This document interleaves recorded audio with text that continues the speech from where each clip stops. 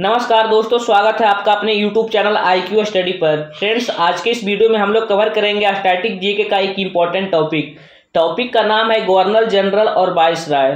दोस्तों, governor general और viceroy static GK का काफ़ी ज़्यादा इंपॉर्टेंट टॉपिक है। इस टॉपिक से हर एक एग्जाम में 1 या 2 प्रश्न पूछे जाते हैं, तो वीडियो को लास्ट तक जरूर देखिएगा। ये वीडियो आपके लिए काफ़ी ज़्यादा यूजफुल होने वाला है। तो चलिए वीडियो को शुरू करते हैं फर्स्ट क्वेश्चन से। फर्स्ट क्वेश्चन है हमारा, भारतीय पुरातत्व विभाग की स्थापना किस वाइसराय ने की थी? तो दोस्तों, इसका राइट आंसर है option number D, Curzon. Option number D इसका राइट आंसर है। चलिए इसका इंपॉर्टेंट पॉइंट को हम देख लेते हैं।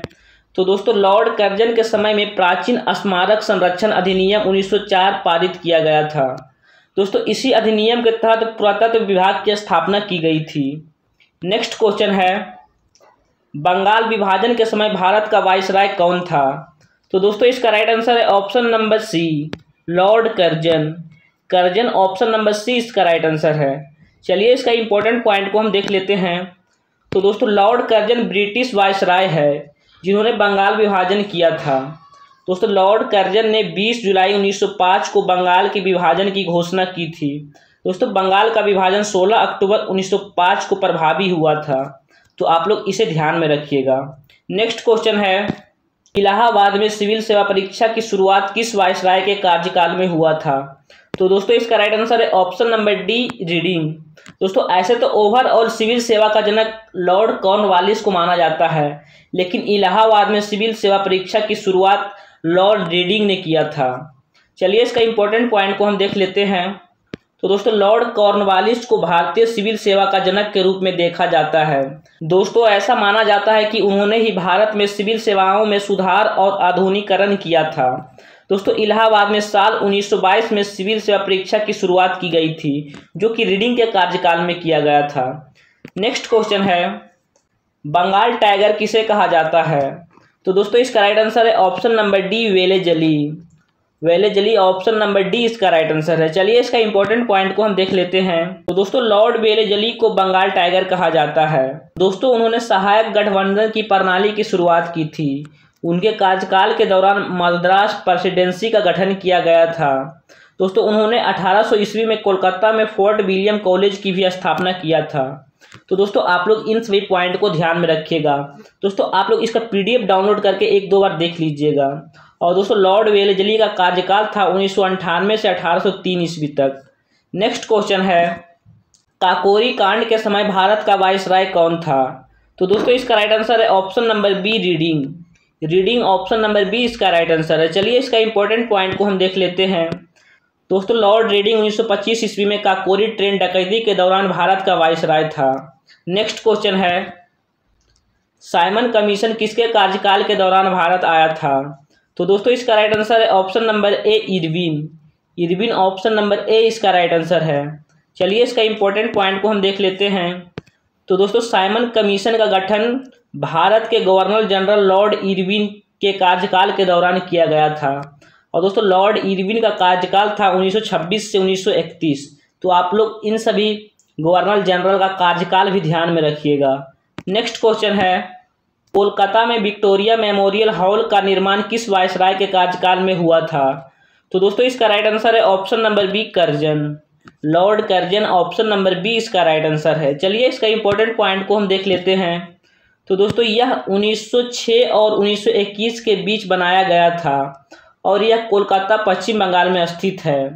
दोस्तों, इसकी परिकल्पना तत्कालीन वाइसराय जॉर्ज कर्जन ने किया था।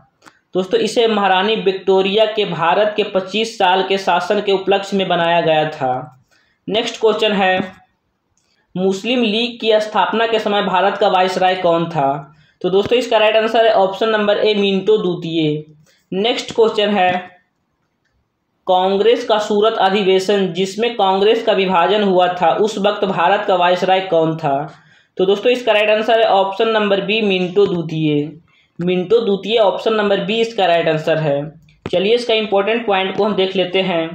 तो दोस्तों, लॉर्ड मिंटो द्वितीय 1905 से 1910 तक भारत का वाइसराय रहा था। दोस्तों, 1907 में सूरत का सत्र लोकप्रिय रूप से सूरत विभाजन के रूप में जाना जाता था, क्योंकि कांग्रेस 2 समूह में विभाजित हो गई थी, यानी कि गर्म दल और नरम दल। तो आप लोग इन सभी पॉइंट को ध्यान में रखिएगा। नेक्स्ट क्वेश्चन है, भारत सरकार अधिनियम 1935 किस वायसराय के कार्यकाल में पारित हुआ था? तो दोस्तों इसका राइट आंसर है option number B, Wellington. Wellington option number B इसका राइट आंसर है। चलिए इसका इंपॉर्टेंट पॉइंट को हम देख लेते हैं।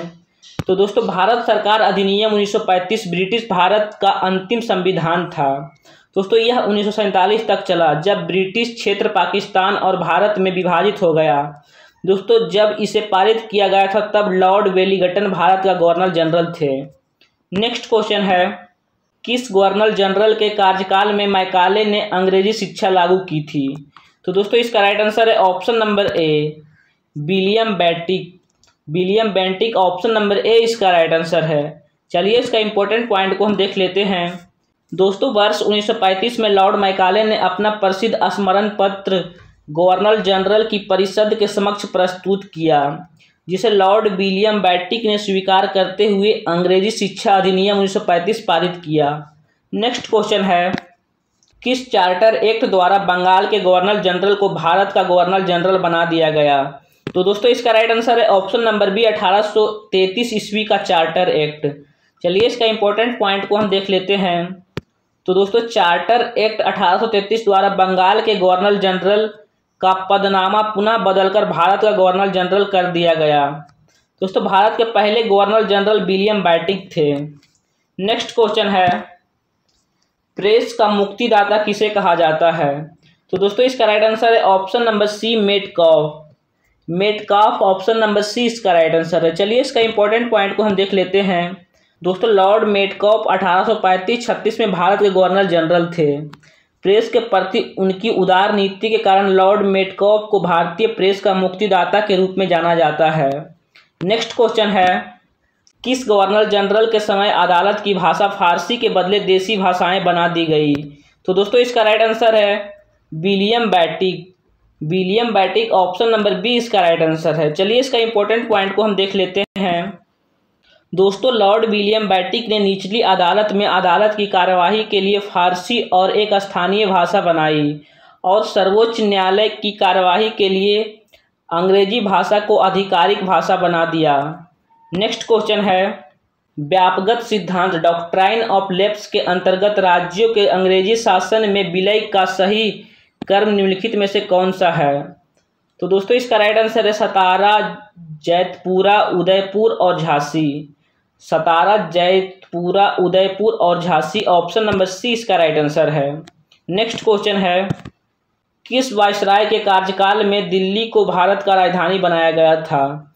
तो दोस्तों इसका राइट आंसर है ऑप्शन नंबर सी, हार्डिंग द्वितीय। हार्डिंग द्वितीय ऑप्शन नंबर सी इसका राइट आंसर है। चलिए इसका इंपॉर्टेंट पॉइंट को हम देख लेते हैं। तो दोस्तों लॉर्ड हार्डिंग द्वितीय 1910 से 1916 तक इनका कार्यकाल था। इनके शासनकाल में ब्रिटिश भारत की राजधानी को 1911 में कोलकाता से दिल्ली स्थानांतरित कर दिया गया था। नेक्स्ट क्वेश्चन है, जालियांवाला बाग हत्याकांड के समय भारत का वायसराय कौन था? तो दोस्तों इसका राइट आंसर है चेम्सफोर्ड। ऑप्शन नंबर ए इसका राइट आंसर है। चलिए इसका इंपॉर्टेंट पॉइंट को हम देख लेते हैं। तो दोस्तों जालियांवाला बाग नरसंहार वर्ष 1919 ईस्वी में हुआ था। 13 अप्रैल 1919 ईस्वी में हुआ था। दोस्तों लॉर्ड चेम्सफोर्ड उस समय ब्रिटिश भारत का वायसराय थे। नेक्स्ट क्वेश्चन है, भारत का प्रथम वायसराय कौन था? तो दोस्तों इसका राइट आंसर है option number A, Canning. Lord Canning option number B इसका राइट आंसर है। चलिए इसका इंपॉर्टेंट पॉइंट को हम देख लेते हैं। तो दोस्तों लॉर्ड कैनिंग भारत के पहले वायसराय थे। दोस्तों वायसराय भारत के रियासतों के लिए ब्रिटिश क्राउन प्रतिनिधि है। दोस्तों लॉर्ड कैनिंग भारत सरकार अधिनियम 1958 के माध्यम से भारत के पहले वायसराय और गवर्नर जनरल बने थे। दोस्तों लॉर्ड कैनिंग का कार्यकाल था 1856 से 1862 ईस्वी तक। नेक्स्ट क्वेश्चन है, इल्बर्ट व्हील का संबंध किस वायसराय से है? तो दोस्तों इसका राइट आंसर है option number D, Lord Ripon. चलिए इसका इंपॉर्टेंट पॉइंट को हम देख लेते हैं। दोस्तों Ilbert wheel viceroy Lord Ripon के द्वारा प्रस्तावित किया गया था और सर गॉर्टन पेरेग्रीन इल्बर्ट द्वारा लिखा गया था। दोस्तों सत्र न्यायालय में यूरोपीय विषयों को भारतीय न्यायाधीशों के अधिकार क्षेत्र में लाने के लिए कहा गया विधेयक है। नेक्स्ट क्वेश्चन है, भारत में सहायक संधि का जनक किसे कहा जाता है? तो दोस्तों इसका राइट आंसर है option number A, Wellesley. Wellesley option number A इसका राइट आंसर है। चलिए इसका इंपॉर्टेंट पॉइंट को हम देख लेते हैं। तो दोस्तों सहायक संधि मूल रूप से ब्रिटिश ईस्ट इंडिया कंपनी और भारतीय रियासतों के बीच एक संधि थी, जिसके आधार पर भारतीय राज्यों ने अंग्रेजों के हाथों अपनी संप्रभुता खो दी थी।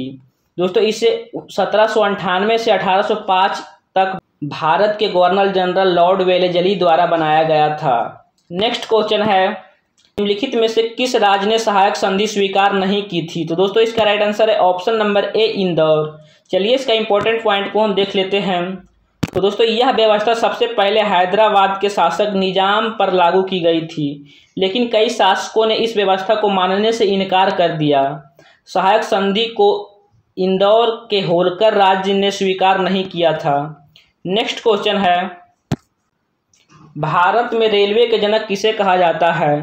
तो दोस्तों इसका राइट आंसर है option number D, Lord Dalhousie. Dalhousie option number D इसका राइट आंसर है। चलिए इसका इंपॉर्टेंट पॉइंट को हम देख लेते हैं।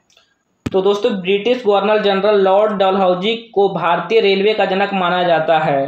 दोस्तों इस उद्देश्य को पूरा करने के लिए उन्होंने 1853 ईस्वी में अपने प्रसिद्ध रेलवे मिनट के जरिए ब्रिटिश सरकार को भारत राज्य किया था। नेक्स्ट क्वेश्चन है, कलकत्ता मेडिकल कॉलेज की स्थापना किसने की थी? तो दोस्तों इसका राइट आंसर है option number B, William Bentinck. William Bentinck option number B इसका राइट आंसर है। नेक्स्ट क्वेश्चन है, 1857 ईस्वी की क्रांति के वक्त भारत का गवर्नर जनरल कौन था? तो दोस्तों इसका राइट आंसर है option number C, Canning. Lord Canning option number C इसका राइट आंसर है। चलिए इसका इंपॉर्टेंट पॉइंट को हम देख लेते हैं। तो दोस्तों लॉर्ड चार्ल्स कैनिंग 1857 के विद्रोह के समय भारत के गवर्नर जनरल थे। दोस्तों 10 मई 1857 को मेरठ में एक सिपाही विद्रोह के साथ यह शुरू हुआ था। नेक्स्ट क्वेश्चन है, सती प्रथा का अंत किसने किया था? दोस्तों काफ़ी ज़्यादा इंपॉर्टेंट क्वेश्चन है। इसका राइट आंसर है option number D, Lord William Bentinck. दोस्तों लॉर्ड विलियम बेंटिक ने सती प्रथा का अंत किया था। चलिए इसका इंपॉर्टेंट पॉइंट को हम देख लेते हैं।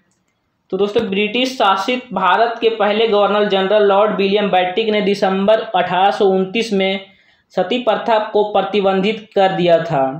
दोस्तों यह एक प्राचीन हिंदू प्रथा थी, जिसमें पति के अंतिम संस्कार के दौरान उसकी विधवा पत्नी को चिता के साथ आत्मदाह कर लेती थी।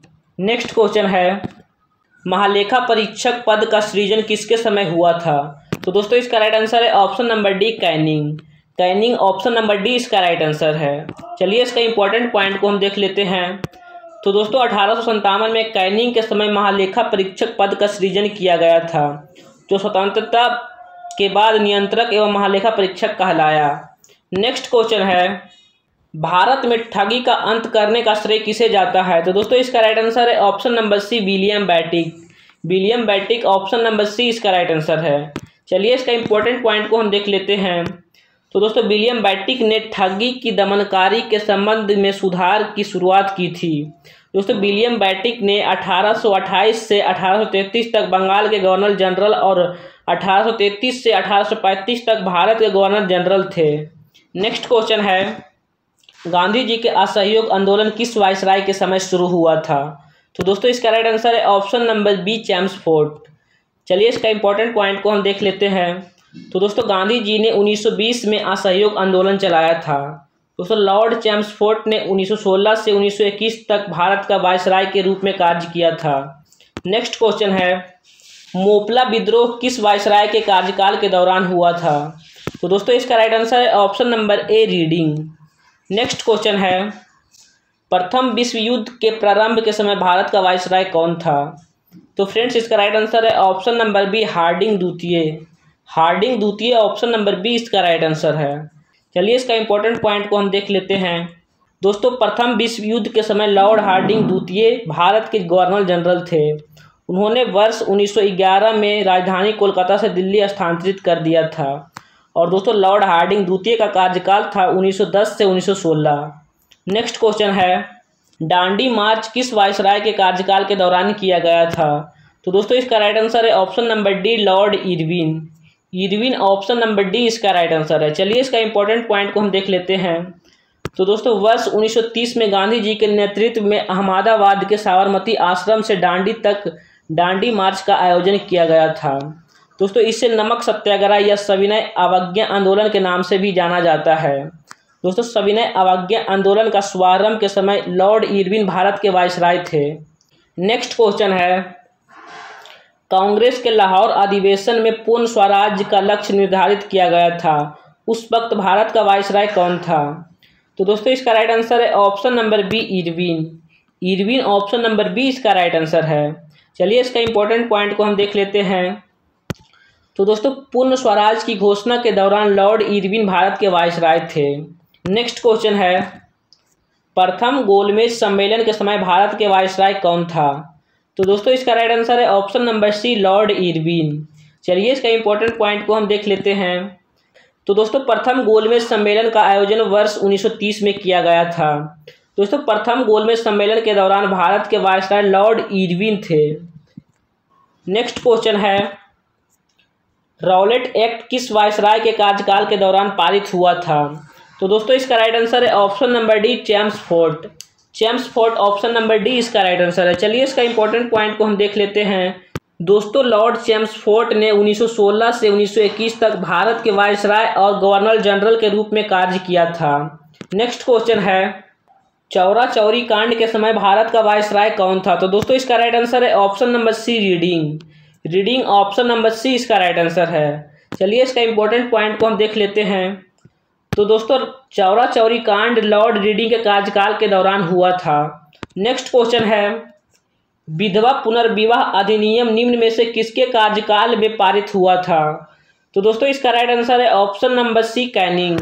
Lord Canning option number C इसका राइट आंसर है। चलिए इसका इंपॉर्टेंट पॉइंट को हम देख लेते हैं। दोस्तों हिंदू विधवा पुनर्विवाह अधिनियम 1856 16 जुलाई 1856 को हिंदू विधवाओं के पुनर्विवाह को वैध बनाया गया।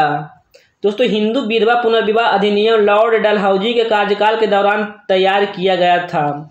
यह अधिनियम 1856 में लॉर्ड कैनिंग द्वारा पारित किया गया था। नेक्स्ट क्वेश्चन है, तृतीय गोलमेज सम्मेलन के समय भारत के वायसराय कौन था? तो दोस्तों इसका राइट आंसर है option number C Lord Wellington. Lord Wellington option number C इसका राइट आंसर है। चलिए इसका इंपॉर्टेंट पॉइंट को हम देख लेते हैं। तो दोस्तों साइमन कमीशन की रिपोर्ट पर चर्चा करने के लिए तृतीय गोलमेज सम्मेलन का आयोजन किया गया था। दोस्तों तृतीय गोलमेज सम्मेलन के दौरान भारत का वायसराय लॉर्ड वेलिंगटन थे। नेक्स्ट क्वेश्चन है, द्वितीय विश्व युद्ध की शुरुआत के समय भारत का वायसराय कौन था? तो दोस्तों इसका राइट आंसर है option number A Linlithgow. Linlithgow option number A इसका राइट आंसर है। चलिए इसका इंपॉर्टेंट पॉइंट को हम देख लेते हैं।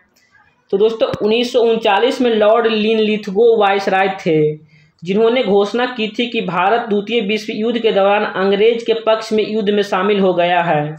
वह 1936 से 1944 तक भारत के वायसराय रहे थे। नेक्स्ट क्वेश्चन है, क्रिप्स मिशन किस वायसराय के कार्यकाल के दौरान भारत आया था? तो दोस्तों इसका राइट आंसर है option number C Linlithgow. Next question है, अगस्त प्रस्ताव के समय भारत का वायसराय कौन था?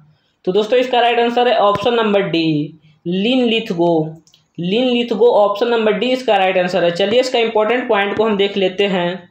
तो दोस्तों भारत के वायसराय लॉर्ड लिनलिथगो ने 8 अगस्त 1940 को शिमला में एक बयान जारी किया, जिसे अगस्त प्रस्ताव के रूप में जाना जाता है।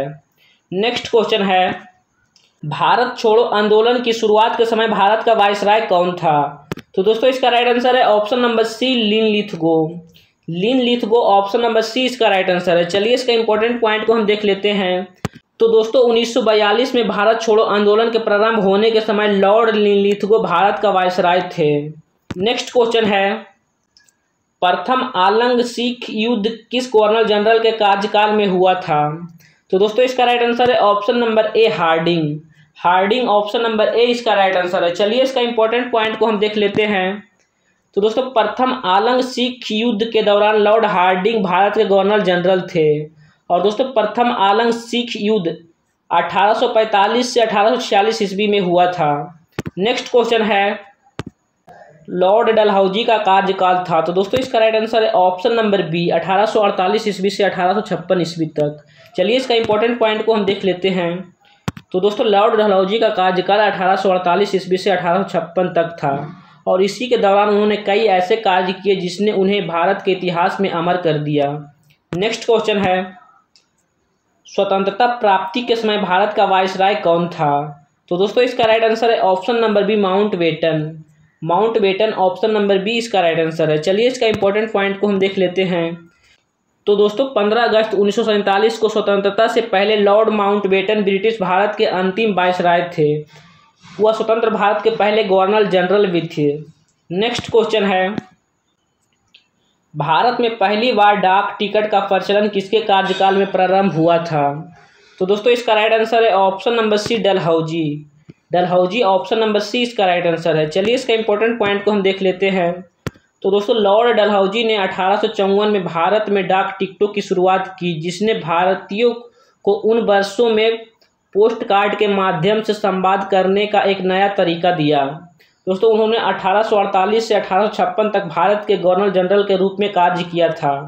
नेक्स्ट क्वेश्चन है, 1784 ईस्वी का पिट्स इंडिया एक्ट निम्न में से किसके कार्यकाल में पारित हुआ था? तो दोस्तों इसका राइट आंसर है option number D, Warren Hastings. Warren Hastings option number D इसका राइट आंसर है। चलिए इसका इंपॉर्टेंट पॉइंट को हम देख लेते हैं। तो दोस्तों इसका नाम ब्रिटिश प्रधानमंत्री विलियम पिट द यंगर के नाम पर रखा गया था। पिट्स इंडिया एक्ट 1784 ईस्वी को ईस्ट इंडिया कंपनी एक्ट 1784 भी कहा जाता है। नेक्स्ट क्वेश्चन है, निम्नलिखित में से किस गवर्नर जनरल पर महाभियोग लगाया गया था? तो दोस्तों इसका राइट आंसर है option number D, Warren Hastings. Warren Hastings option number D इसका राइट आंसर है। तो दोस्तों ये थे कुछ महत्वपूर्ण प्रश्न जो हमने आपके सामने डिस्कस किया है। वीडियो की क्वालिटी, कंटेंट और अगर हमारी मेहनत आपको पसंद आया तो वीडियो को लाइक एवं शेयर जरूर करें। और चैनल पर नए हैं तो आपसे प्यारा सा रिक्वेस्ट है कि चैनल को सब्सक्राइब करके बेल आइकन को ऑन कर दें, जिससे आगे आने वाला वीडियो का नोटिफिकेशन आपको मिलता रहे। और अगर आप इन सभी प्रश्नों का PDF चाहते हैं तो नीचे डिस्क्रिप्शन बॉक्स में हमारा टेलीग्राम चैनल का लिंक है, आप वहां हमसे जुड़ सकते हैं। वहां सभी क्लास का PDF प्रोवाइड कर दिया जाता है। तो चलिए मिलते हैं नेक्स्ट वीडियो में, तब तक के लिए जय हिंद।